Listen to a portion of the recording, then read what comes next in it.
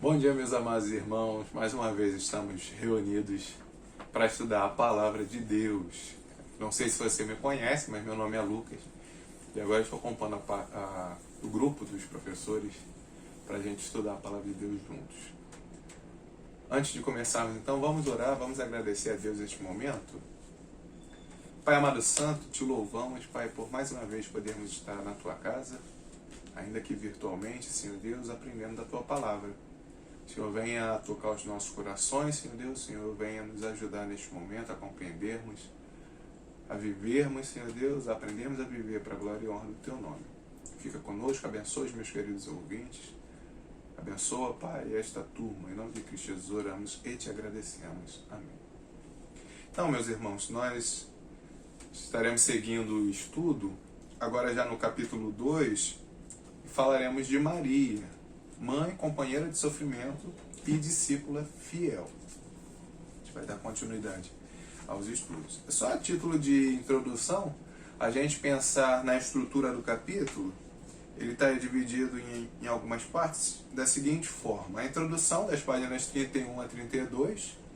A gente tem a linhagem correta, páginas 32 a 33. Nós temos na sequência uma gravidez inesperada, páginas 33 a 35. Na sequência, compartilhando a incrível verdade, páginas 35 a 36. Uma canção em seu coração, páginas 36 a 37. O novo caminho numa manjedoura, página 37 a 39. Nós temos lições no templo, páginas 39 a 40. As dores crescentes de Maria, páginas 40 a 41. O casamento em Caná, páginas 41 a 42. Quem é minha mãe, páginas 42 a 43. A cruz e além, páginas 43. E o valor do estudo da vida de Maria, páginas 44 a 45. A gente vai fazer os comentários, eu não vou me ater a falar pelo tópico, mas os irmãos vão conseguir visualizar o fluxo do capítulo à medida que a gente for falando. Então, o capítulo está falando justamente de Maria de Nazaré, que foi mãe do nosso Senhor Jesus Cristo, mas ele quer enfocar dois aspectos que normalmente não se enfoca, que é que ela foi sua companheira de sofrimento e uma discípula fiel. Então essa é a abordagem da autora. Maria, ela foi uma mulher cujo o comportamento ela era um paradigma para a sua época e para a nossa também. Então ela é um exemplo até hoje para nossas vidas de discipulado. Maria tem muito a nos ensinar sobre mulheres como discípulas de Cristo. Então Maria é uma referência. É interessante que, tal qual nós temos aquela galeria dos heróis da fé em Hebreus, Maria ela poderia estar ali também das heroínas, se a gente tivesse uma galeria das heroínas da fé. Quanto à linhagem, a gente tem sigo no Tanakh, que é a coleção justamente canônica dos livros judaicos israelitas, dos textos israelitas, seria o equivalente ao nosso Antigo Testamento. O Messias, ele viria da tribo de Judá, especificamente da linhagem de Davi. Então, por causa das profecias do Antigo Testamento, era necessário mostrar que Jesus nasceu de pais que eram da descendência correta, que José e, em especial, Maria eram qualificados legitimamente. E aqui é interessante destacar aqui justamente Maria, porque a criança ela é judia se é nascida de mãe judia. Diferente do que a gente poderia pensar, não, vem pela paternidade. E os irmãos há de se lembrar daquela passagem em que você tem o profeta justamente repreendendo o povo de Israel pelos casamentos mistos, ali no exílio babilônico, e aí você tem esse problema de legitimidade. Tá, quem é israelita? E aí a resolução desse problema, isso historicamente falando, vem justamente por nascido de mãe judia. Esse é o israelita, esse é o judeu. Esse é o judeu. Os irmãos há de se lembrar também que no Novo Testamento nós temos o exemplo de Timóteo, que é filho de pai grego e mãe judia. Então, judeu é nascido de mãe judia. Maria, então, ela tende a receber uma ênfase maior quanto a essa questão de legitimidade, ser da descendência de Davi. da tribo de Judá. Vamos ler então um texto apenas da genealogia, o texto de Mateus, capítulo 1 a 17. Capítulo 1, versículo 1 a 17. O texto diz assim: livro da genealogia de Jesus Cristo, filho de Davi, filho de Abraão. Abraão gerou a Isaque, Isaque a Jacó, Jacó a Judá e seus irmãos. Judá gerou Tamar, a Pérez e a Zerá. Pérez gerou a Esrom, Esrom a Arão, Arão gerou a Aminadab, Aminadab a Naasson, Naasson a Salmão, Salmão gerou a Raabe, a Boaz. Este de Ruth gerou a Obed e Obed a Jessé. Jessé gerou ao rei Davi e o rei Davi a Salomão, da que fora mulher de Urias. Salomão gerou a Roboão, Roboão a Abias, Abias a Asa. Asa gerou a Josafá, Josafá a Jorão, Jorão a Uzias, Uzias gerou a Jotão, Jotão a Acais, Acais a Ezequias, Ezequias gerou a Manassés, Manassés a Amon, Amon a Josias, Josias gerou a Jeconias e seus irmãos no tempo do exílio na Babilônia. Depois do exílio da Babilônia, Jeconias gerou a Salatiel, Salatiel a Zorobabel, Zorobabel gerou a Abiúde, Abiúde a Eliaquim, Eliaquim a Azor, Azor gerou a Sadoc, Sadoc a Aquim, Aquim a Eliúde. Eliúde gerou a Eleazar, Eleazar a Matã, Matã a Jacó, e Jacó gerou José, marido de Maria, da qual nasceu Jesus, que se chama o Cristo. De sorte que todas as gerações, desde Abraão até Davi, são 14, desde Davi ao exílio na Babilônia, 14, e desde o exílio na Babilônia até Cristo, 14. Muitos de nós, muitas vezes, não temos muito prazer de ler a genealogia, mas com essa perspectiva de legitimidade, justamente de demonstrar que Cristo cumpriu as promessas do Antigo Testamento, os evangelistas Mateus e Lucas se detiveram a escrever a genealogia. Então, estando Maria grávida, estando Maria noiva, desposada de José, ela ainda era virgem, Gabriel, o anjo do Senhor, vem a ela e anuncia as boas novas. Ela recebe, então, a mensagem de que logo se tornaria grávida, mas que a criança seria gerada pelo próprio Espírito Santo.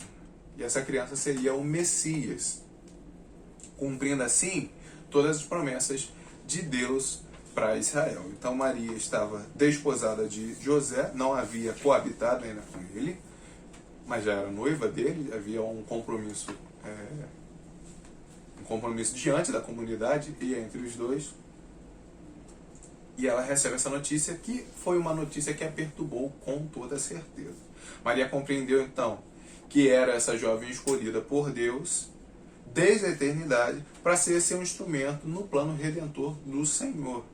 Ela creu nas palavras do mensageiro, ela creu nas palavras de Gabriel, creu que se concretizaria ainda que ela fosse uma virgem, ainda que ela não entendesse a mecânica, o modus operandi, por assim dizer, de como Deus agiria. É interessante então que Maria, ela é justamente descrita como muito favorecida pelo Senhor, isto é, que ela encontrou favor, encontrou graça do Senhor, como que ela se fosse um vaso, um recipiente da graça de Deus. E na sequência, a gente tem justamente que ela geraria aquele que é cheio de graça e de verdade. O autor coloca da seguinte forma, a autora na verdade, ela que geraria aquele que é cheio de graça e de verdade, João 1,14, era ela própria um vaso da graça de Deus. Maria então tinha uma fé reverente e extraordinária, ela era humilde e submissa à vontade do próprio Senhor. Nós temos então o primeiro texto bíblico, nós não leremos todos os textos bíblicos mencionados, mas o primeiro texto bíblico que a gente vai ler, e a gente vai ler alguns, é o texto de Lucas, do Evangelho de Lucas, capítulo 1, versículo 38. Só um versículo a princípio. Então disse Maria, aqui está a serva do Senhor, que se cumpra em mim conforme a tua palavra. Ela creu na palavra do anjo, que é a palavra do Senhor, ele estava ali só apenas como mensageiro, e ela se coloca submissa, obediente à vontade de Deus, a vontade de Deus. Pretendendo então encorajar a sua parenta, e compartilhar a sua alegria, Maria, quando tomou conhecimento de que Isabel estava grávida, ela deixa seu lar em Nazaré e se dirige ao interior da Judéia, a fim de ver justamente Isabel. Essa, pelo poder do Espírito Santo, ratifica a fé de Maria, louvando-a por ter crido em tudo que Deus lhe havia dito. Então, a intenção de Maria ali era de dar felicitações a Isabel, mas na verdade Deus usou aquele momento para fortalecer a fé de Maria nos propósitos de Deus. Lucas, então, sobre a inspiração do Espírito Santo, ele chama atenção justamente para a fé exemplar de Maria e demonstra como Deus encoraja a fé dos seus discípulos, de uma discípula sua. Texto, então, de Lucas, capítulo 1, de 39 a 45, ele diz o seguinte: Naqueles dias, dispondo-se Maria, foi apressadamente à região montanhosa, a uma cidade de Judá. Encontrou na casa de Zacarias e saudou Isabel. Ouvindo esta saudação de Maria, a criança lhe estremeceu no ventre. Então Isabel ficou possuída do Espírito Santo. Exclamou em alta voz: Bendita és tu entre as mulheres, e bendito o fruto do teu ventre. E de onde me provém que me venha visitar a mãe do meu Senhor? Pois logo que me chegou aos ouvidos a sua voz da tua saudação, a criança estremeceu de alegria dentro de mim. Bem-aventurada a que creu, porque serão cumpridas as palavras que lhe foram ditas da parte do Senhor. Deus então usa a vida de Isabel ali como um instrumento de fortalecimento da serva dele, Maria. Maria então ela fica muito emocionada com aquela situação, com a bênção de Isabel sobre ela, que ela se derrama, ela irrompe em uma canção de alegria provinda do seu coração. Essa canção, teologicamente, ela é conhecida na história da igreja como Magnificat, ou Canção de Maria, ou Canto de Maria. E é a perícope ali do Evangelho de Lucas, que é a canção-resposta inspirada de Maria a Isabel. Então ela canta ali diante da sua parenta, que é o reconhecimento justamente Magnificat, né? É o reconhecimento, é reconhecido na verdade por esse nome, porque na tradução latina a gente tem a primeira palavra dessa canção de Maria sendo Magnificat em latim. Não é a nossa tradição ler o texto latino ou se utilizar do texto latino, mas faz parte da história da igreja. Então a canção ela é um testemunho do conhecimento de Maria acerca das promessas das palavras do Antigo Testamento. Há um paralelo, inclusive, entre Ana e Maria nesse momento. São muito parecidas as canções de Ana e de Maria, cronologicamente falando. E justamente esse canto, essa canção, ela mostra a brilhante compreensão que Maria tinha do plano e dos propósitos de Deus para o seu povo. A canção revela justamente que ela era uma serva do Senhor, uma aprendiz de Deus, nos termos da Antiga Aliança. Aqui a gente tem que lembrar que, embora estejamos no Novo Testamento, a gente está nesse período de finalzinho da Antiga Aliança, transição, que é o período que Jesus está presente com seus discípulos, e depois o início da nova aliança a partir da cruz, né? Da morte e da ressurreição do nosso Senhor. Maria ali, ainda se encaixa na Antiga Aliança, mas ela serve ao Senhor com fidelidade. Maria, então, ela era uma mulher instruída, uma jovem, na verdade, né? Conhecia e continuava a conhecer o Senhor, possuía um caráter piedoso, uma atitude de serva e colocava-se à disposição de Deus, submetendo aos seus propósitos. Texto, então, ainda do Evangelho de Lucas, capítulo 1, do 46 ao 55, é justamente o Magnificat. Então disse Maria: A minha alma engrandece ao Senhor, e meu espírito se alegrou em Deus, meu Salvador, porque contemplou na humildade da sua serva. Pois desde agora todas as gerações me considerarão bem-aventurada, porque o poderoso me fez grandes coisas, santo é o seu nome. A sua misericórdia vai de geração em geração sobre os que o temem.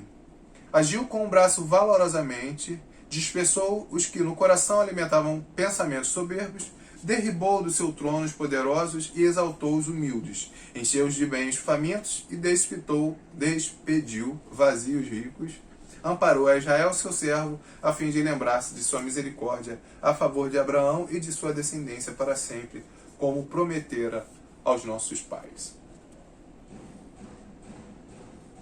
Na sequência, então, a gente tem essa caminhada da promessa que Deus deu a Maria, a concepção, ao nascimento de Jesus, nesse caminho da manjedoura, por assim dizer. História bastante conhecida porque nós comemoramos todos os anos no Natal. Maria, então, essa seguidora fiel de Deus e bem inteirada das promessas da redenção do Senhor para o seu povo, ela confiante justamente que Deus cumpriria a sua palavra e enviaria o Messias,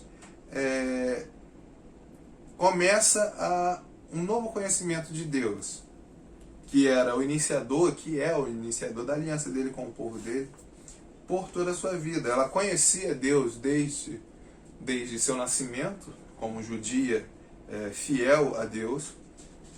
No entanto, ela aprende agora, com o nascimento do seu próprio filho, que era o Messias, a entender essa dinâmica com Deus, esse relacionamento com Deus de forma totalmente diferente, completamente diferente. O discipulado, então, isso nos traz a reflexão que não é um processo fácil, natural, mas ele exige de nós até mesmo a compreensão, a dificuldade de se adequar aos planos de Deus. E no caso dela ainda é muito mais especial, né, que é um momento muito ímpar de Maria, que não se repete na história de ninguém. Mas ainda assim nós podemos tirar esse paralelo para nossas vidas. Maria, então, ela precisava aprender a ser discípula de Jesus. Olha que engraçado, ser discípula do próprio Filho.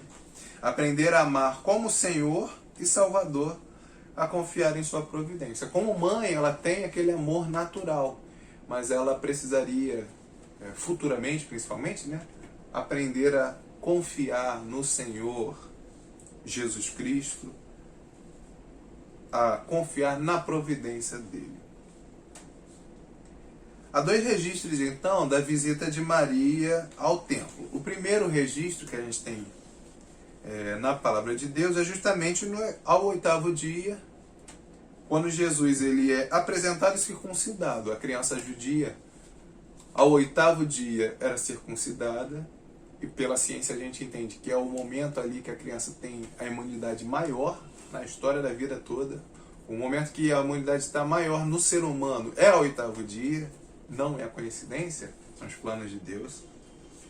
E ele é circuncidado ali, apresentado a Deus e é oferecido os sacrifícios determinados pela lei. A segunda vez, então, que Maria, com sua família, José, né, vai ao templo, é justamente para a celebração da Páscoa. Jesus agora já tem 12 anos e ali Maria começa a ver, tanto no momento da circuncisão, pensando ali nas palavras que ela ouviu no templo, quanto aos 12 anos, havendo já o próprio Cristo conversando com os mestres da lei e numa postura muito diferente do que ela imaginava, até questionando ele a respeito de por que ele fez aquilo, e a resposta que ele deu de que convinha que ele estivesse na casa do Pai dele. Então Deus começa a mostrar a Maria, justamente, e Jesus também a se revelar a ela, justamente esse Messias, essa dinâmica com o Cristo, o Deus encarnado. É interessante que Maria, ela ouvia, observava todas essas coisas e guardava em seu coração. Ela ponderava sobre tudo o que acontecia e estava desejosa de aprender e crescer com a experiência.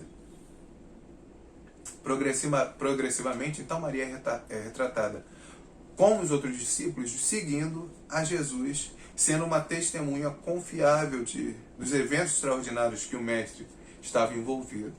Então nós temos justamente essa caminhada de Maria, se a gente fosse dizer, né? Maria deixando não, porque a mãe sempre é mãe, né? Mas se relacionando com o filho já de uma forma diferente. Não mais num sentimento unicamente maternal, continua tendo esse sentimento maternal, mas agora essa nova postura que ela tem que assumir de discípula do Mestre Jesus. Nós temos então o primeiro milagre acontecendo ali no casamento em Caná. Maria, ela tenta até mediar aquela situação, mediar não no sentido que a gente costuma escutar como redenção, mas mediar no sentido de gerenciar ali aquela situação, trazendo a situação para Jesus. Jesus, ele demonstra que ele age no tempo dele e ela crê nisso, ela confia nisso, de que ele, como Senhor, ele tem a prerrogativa de agir conforme ele quer.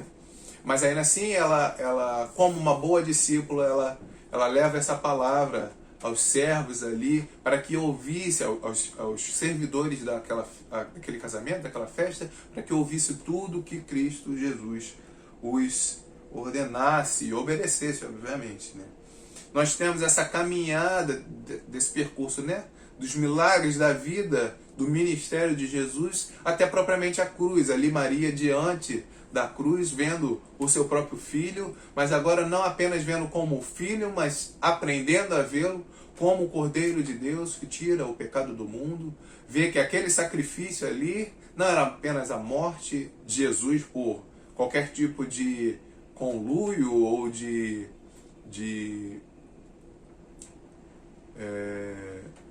plano maléfico, mas Jesus entregando a sua própria vida pelo seu povo, crendo que ali é o cumprimento da palavra que Deus já no Éden disse, que o filho do homem, né, a semente da mulher, esmagaria a cabeça da serpente.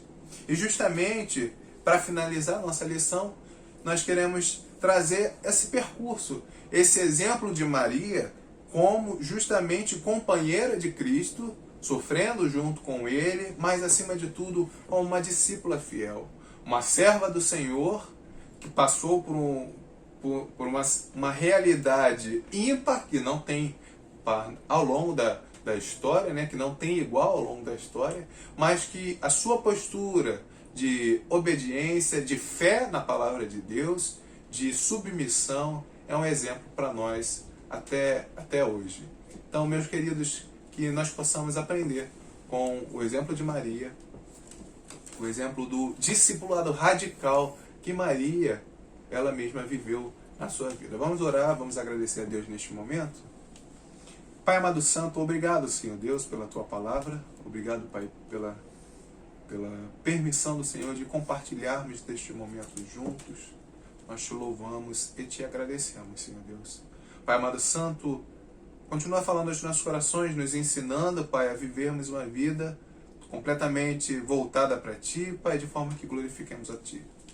Abençoe a mim, abençoe os meus irmãos, Senhor Deus, abençoe a nossa querida Igreja de Botafogo, Senhor Deus. Fica conosco, perdoa os nossos pecados, continua nos abençoando, Pai, para o restante deste domingo e ao longo desta semana, que nossa cabeça, nossas mentes, nossos corações estejam sempre em Ti, Senhor Deus, e na Tua palavra. Fica conosco, em nome de Cristo Jesus. Amém.